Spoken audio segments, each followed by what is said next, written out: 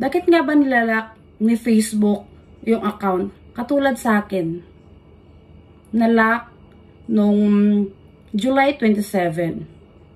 Na kahit anong login ko, nawala na yung number na yan, matagal na nawala.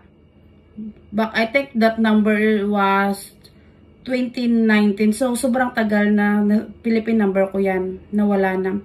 So, hindi din nakalagin yung email address ko sa account na yan. Kasi nga, hindi updated yung Facebook ko sa mga new face factor na galing mismo kay Meta.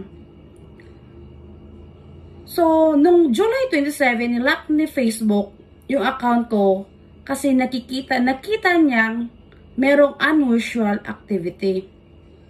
So,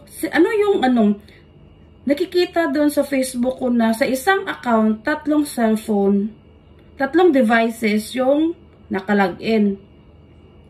Nung nagpa-Meta Verify ako, nung hindi pa ako nagpa-Meta Verify, hindi nakikita yung yung mga unusual. Start nung nagpa-Meta Verify ako, nagpa-Blue Badge ako, wala lang 30 minutes, na-lock ni Facebook yung account ko. Which is, para sa mga merong updated yung account or yung number sa which is good.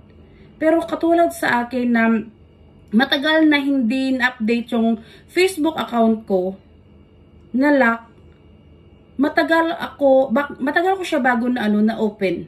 Na kahit nag-request na ako sa help center, nag-request na ako, everyday nag-request ako nagsisend ako ng email sa help center. Pero hindi ako nakakatanggap ng reply nila. Hindi ako nakakatanggap ng email galing sa Facebook.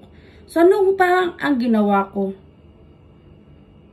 Nag-search ako sa Facebook ng mga taong pwede nagre-recover. Kasi kung si Facebook lang ang asahan mo, sobrang tagal mabuksan yung account mo.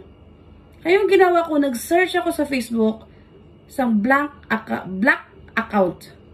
Ayun, may nakikita akong mga tao na pwede magre-recover ng account. So yun, nag-gamble ako. Nagtiwala ako sa mga tao yun. Kaya yung account ko na isang linggo na open, wala lang 1 oras sa tao nagbukas, nabuksan nila yung account ko.